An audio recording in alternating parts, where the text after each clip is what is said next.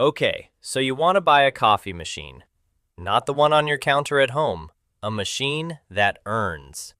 You put it somewhere people already are. They press a button, coffee comes out, money goes in, and the same thing happens tomorrow morning whether you show up or not.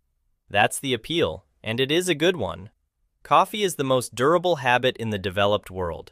People cancel the gym, drop the streaming subscriptions, pack lunch from home, and still buy the cup. The machine never calls in sick. It never asks for a raise or a Friday off. It sits in a lobby, an office kitchen, the back corner of a gas station, and quietly turns 15 cents of ground beans into $3, 400 times a day, forever. Buy the box, place the box, collect. Everything in that description is accurate. None of it explains where the money in this business actually goes. Let's start with what you think you're buying, because the machine is the least interesting object in the transaction. There are roughly 4 tiers, and the price gap between them tells you something before you spend $1. A pod brewer for a small office costs a few $100s. A commercial bean-to-cup super automatic, the kind that grinds, doses, tamps, brews, steams milk, and rinses itself, the kind you see in a hotel breakfast room or a bank branch, runs $8,000 to $25,000, depending on whether it has 1 grinder or 3, and whether it handles fresh milk or powder. A traditional 3-group espresso machine, the chrome altar behind a cafe counter, is $18,000 to $30,000, plus another $3,000 to $5,000 for a decent grinder, and the grinder matters more than the machine. And at the top, a self-service branded kiosk unit, the kind you see in convenience stores, is a $20,000 to $40,000 installation once you count the cabinetry and the plumbing. So call it $12,000 for a serious placement. That's the number you focus on. It's the wrong number, because the machine doesn't work alone. It needs a water line, which means a plumber, which means a permit in some jurisdictions, which is another $800 to $3,000 per site. It needs a dedicated 20-amp circuit, and in older buildings, it needs an electrician to create one, because a machine with a 3-kilowatt boiler on a shared circuit will trip the breaker every time the microwave runs. It needs filtration, which is not optional and which we'll come back to, because filtration is the single most underestimated line in this entire business. It needs a floor that can hold it and a counter cut to fit it. By the time the machine brews its first cup, you're $18,000 in on a $12,000 machine. Now here's the question that decides everything. How many cups per day does that site do? Because the machine costs the same whether it makes 40 cups a day or 400. That's the entire structure of this business in one sentence. Your capital is fixed per location, and your revenue is a function of foot traffic you don't control, in a building you don't own, occupied by people whose employer decides how often they come in. Let's do the arithmetic on a single cup, because everyone gets seduced by this math and then gets destroyed by what comes after it. A double shot of espresso uses about 18 grams of coffee. A pound of decent wholesale specialty coffee costs you $9 to $12, and a pound is 454 grams, so you get about 25 doubles out of it. Call it 40 cents of coffee in a latte. The milk. A 12-ounce latte uses roughly 8 ounces of milk. A gallon costs you $3.50 wholesale and holds 128 ounces, so that's 22 cents. The cup, lid, and sleeve run 20 to 28 cents together, and that number has gone one direction for a decade. Add a few cents for the stirrer, the sugar, the napkin, nobody counts. Total ingredient cost, about 90 cents. You sell it for $5.25. That is an 83% gross margin. It's a better margin than software. It's the number that gets people into this business, and it is completely real. It's also the last honest number you'll see, because everything from here subtracts. Start with the payment. Nobody pays cash anymore. Card processing on a $5 ticket costs you roughly 2.5%, plus a fixed 10 to 30 cent authorization fee. On a $50 restaurant check, that fixed component is invisible. On a $5 coffee, it's a tax on the smallest transaction in retail. Your effective processing rate on a cup of coffee isn't 2.5%. It's 6 to 8%. You built a business on the one ticket size the payment system is worst at handling, and you pay for that on every single cup, every day, permanently. Now the labor, if there's a person involved. A barista costs you $18 to $22 an hour fully loaded once you count payroll taxes, workers' comp, and the 15 minutes before opening and after closing. At $5 a cup and 83% gross margin, one barista hour needs about 5.5 cups to break even on that hour alone. 5 cups an hour is nothing at 9 in the morning. It's a fantasy at 2 in the afternoon. And the person costs the same in both hours. This is where the first trap opens, and it's the reason the machine you're buying is not the machine you think you're buying. The expensive super automatic doesn't exist to make better coffee. It exists to delete a person. That $18,000 bean-to-cup unit replaces roughly half a barista, which at $20 an hour across a year is over $20,000 of labor. The machine pays for itself in under a year, not from what it produces, but from who it makes unnecessary. Once you understand that, the equipment catalog reads completely differently. You're not shopping for coffee quality. You're shopping for labor hours you no longer have to buy. But here's the thing about the unattended model that nobody explains to you before you own 30 machines. Taking the person out of the location doesn't remove the labor. It relocates it into a van. Which brings us to water. And water is where this business quietly kills itself. Coffee is 98% water, and the 2% that isn't water is the part everybody talks about. Municipal water carries dissolved minerals, mostly calcium and magnesium, and when you heat that water to 93 degrees Celsius under pressure, thousands of times a day, those minerals come out of solution and deposit on the hottest surfaces in the machine. The heating element, the boiler wall, the thermoblock, the narrow brass passages between them. That deposit is limescale, and it doesn't announce itself. There's no alarm. The machine doesn't fail. It gets slower to recover between shots, which the operator interprets as the machine being busy. The temperature drifts 2 degrees, which nobody tastes on a milk drink. The flow rate drops, which the operator compensates for by grinding coarser. Every symptom of a dying machine has a plausible, innocent explanation, so nobody escalates. And the scale keeps building at a rate proportional to how well the machine is selling.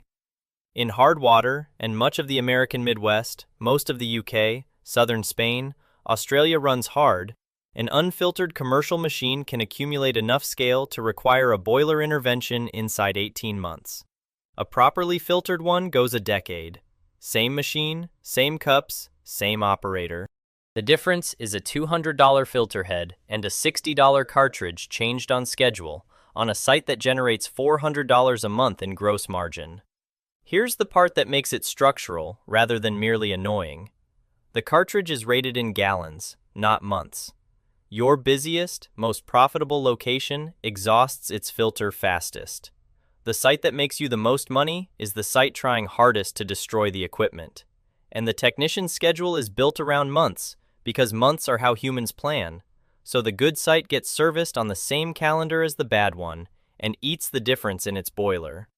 So you replace the boiler. That's $2,000 in parts and a full day of a technician's time.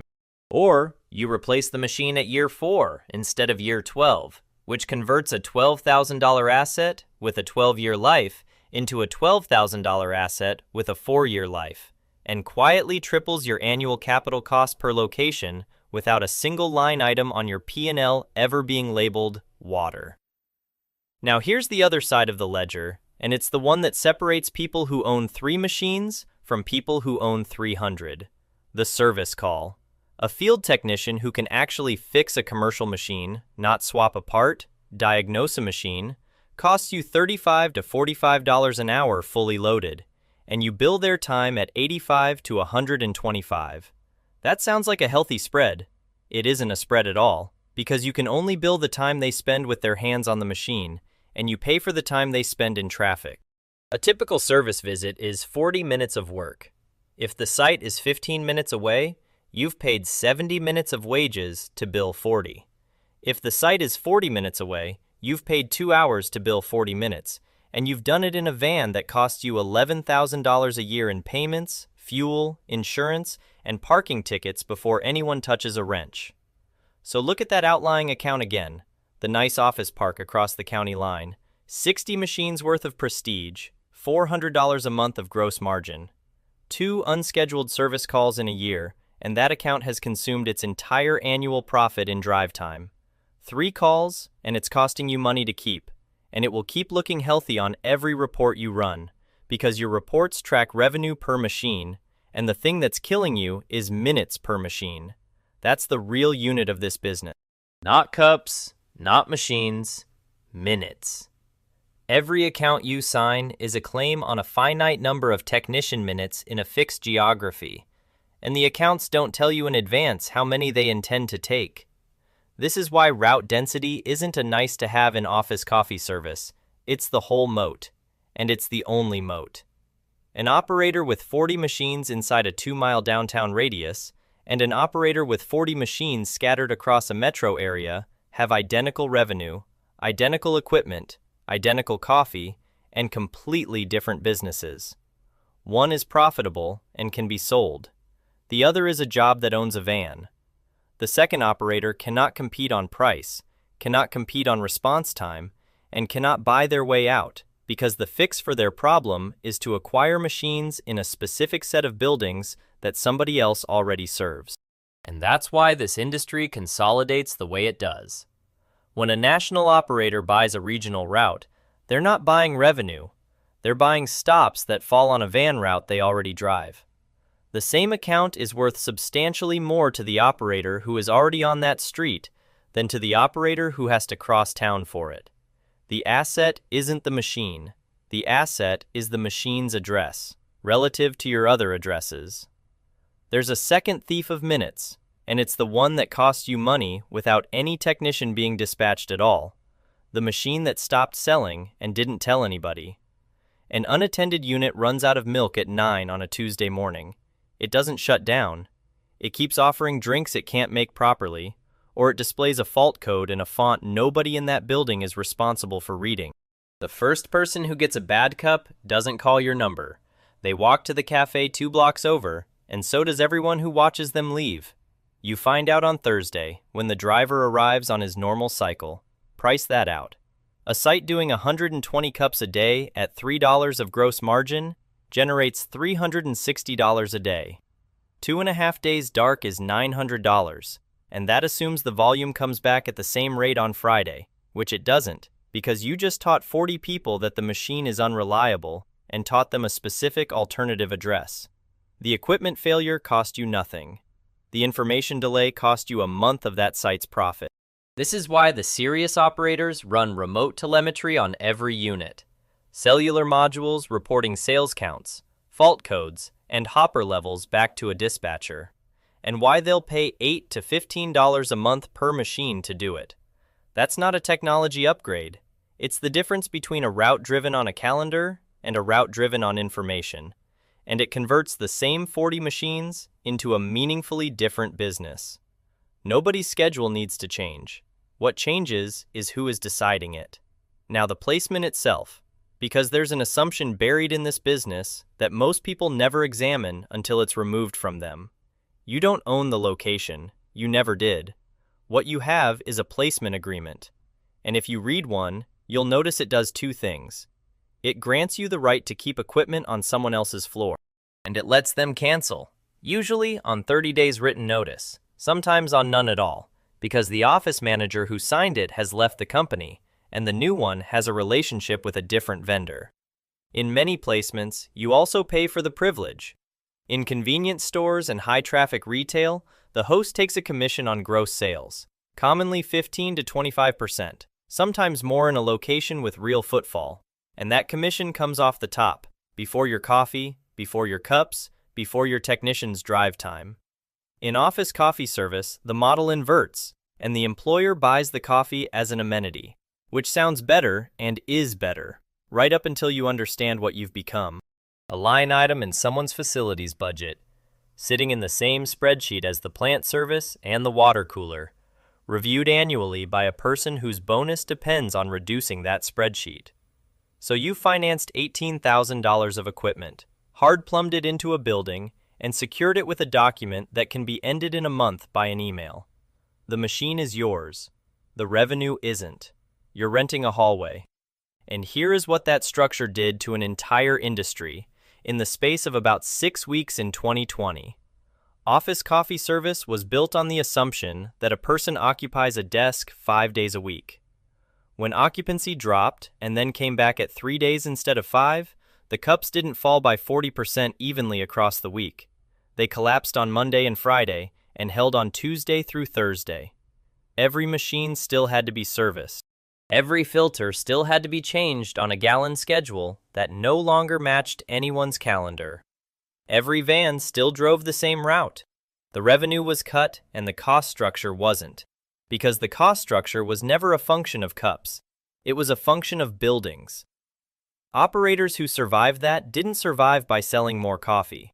They survived by having enough machines per square mile that a 40% cut in volume still left a route worth driving.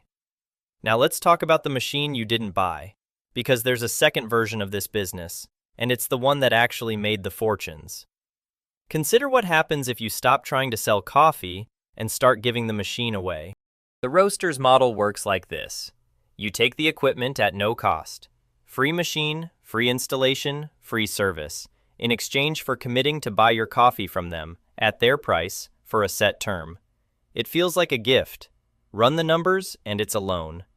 The machine that would have cost you $9,000 is repaid inside the bean price at a premium of $3 to $4 a pound, and a site doing 40 pounds a month pays back that $9,000 machine in about 5 years while never owning it, and keeps paying after that. The interest rate on that arrangement, if you compute it honestly, would be illegal in most consumer lending contexts. It's completely legal here because it isn't structured as credit. It's structured as coffee. And once you see that shape, you can see the largest version of it, which is the entire single-serve pod industry. Keurig did not get rich selling brewers. In the years when Keurig Green Mountain was at its peak as a public company, the brewers and accessories were a small fraction of net sales, roughly a tenth, while the portion packs were around 3/4. The brewer was not the product. The brewer was the coupon. Every machine placed on a kitchen counter was a permanent claim on that household's coffee purchases, redeemed 40 cents at a time, and a K-cup contains about 11 grams of coffee. Do that arithmetic against a supermarket bag, and single-serve coffee sells for the equivalent of $40 to $50 a pound, which is a spectacular business as long as you're the only one allowed to make the pods. The key K-cup patents expired in September 2012. What followed was the most instructive corporate quarter in the history of small appliances. Compatible pods appeared immediately, undercutting the originals, and Keurig responded in 2014 with a new generation of brewer that read a mark on the lid and refused to brew any pod it didn't recognize. Coffee makers with digital rights management. The market's response was immediate and unkind. Consumers found workarounds within days. Competitors sued on antitrust grounds. Sales of the new machines disappointed badly, and the lockout was quietly abandoned in later models. The lesson wasn't about technology. It was that they'd been selling the machine at a loss for years in order to own the consumable, and the moment the consumable was open to anyone, they were a hardware company that had spent a decade pricing hardware like it didn't matter. Nestle fought the same war over Nespresso in Europe as its capsule patents ran down, and lost the same way. Competition authorities and courts across several countries declined to let a machine's design be used to lock out rival capsules. And you can measure exactly what that lock is worth by what companies pay to rent one. In 2018, Nestle paid Starbucks over $7 billion for the perpetual rights to sell Starbucks-branded packaged and single-serve coffee. Not a factory, not a store, not a machine. $7 billion for permission to put a name on a capsule that fits a machine somebody already owns. That's the real hierarchy of this industry, and it's worth stating plainly. The person who owns the machine earns the least. The person who owns what goes into the machine earns more. The person who owns the name on the box earns the most, and never touches water, milk, or a boiler. Now the cafe version, because most people picturing this business are picturing a cafe counter, and there's a specific illusion there worth taking apart. A cafe buys the beautiful chrome 3-group machine for $24,000. Over a 10-year life at 200 drinks a day, that machine touches roughly 700,000 drinks. $24,000 across 700,000 drinks is 3.5 cents per cup. The espresso machine, the object the entire aesthetic of the business is built around, the thing customers photograph, the thing owners agonize over for months, costs less per cup than the lid. The lid costs more than the machine. Sit with that for a second, because it explains almost every operational decision a coffee business makes. Labor, meanwhile, runs 30 to 35% of revenue. Rent runs 10 to 15. Between them, that's roughly half of every dollar going to people and floor space, and the equipment everyone obsesses over is a rounding error, which is exactly why the largest coffee companies in the world made the choice they made. Starbucks moved to automatic espresso machines at the end of the 90s for one reason: speed and consistency at scale, which is another way of saying fewer seconds and less training per drink. In February 2007, Howard Schultz wrote an internal memo. It leaked within days, titled "The Commoditization of the Starbucks Experience," in which he identified those automatic machines as one of the culprits. They'd removed the romance and theater of the barista pulling shots. Worse, from his perspective, the tall machines had blocked the sightline between the customer and the person making the drink.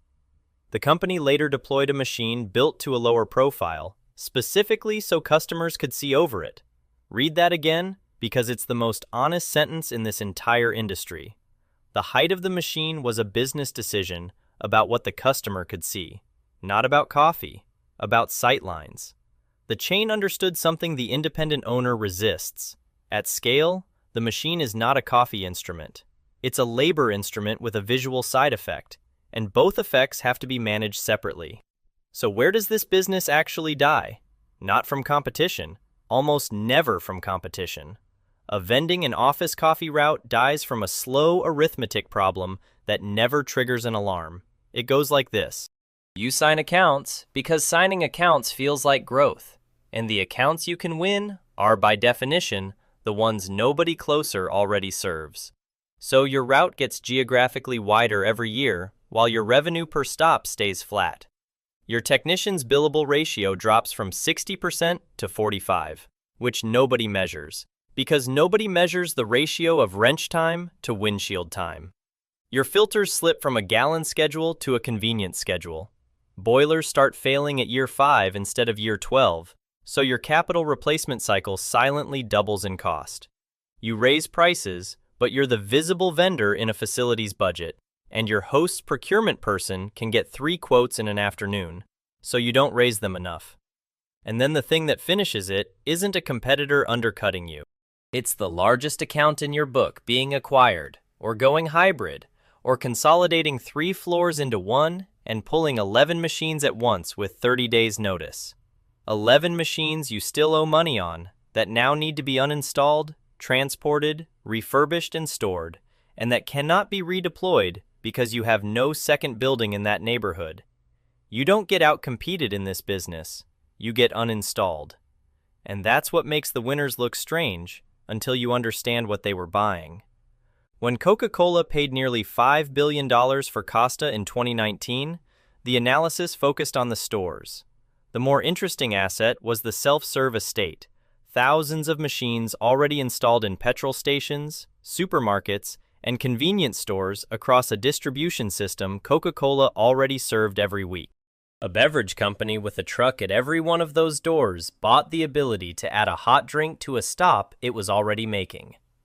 The machines were the point precisely because the stops were already paid for. That's the whole business, stated at the scale of a multinational. The value of a coffee machine is not what it produces. It's whether someone was already going to be standing next to it. So run the picture back. The dream was a metal box that turns 12 cents into $3 while you sleep. The margin is real, 83%, verifiable on every cup.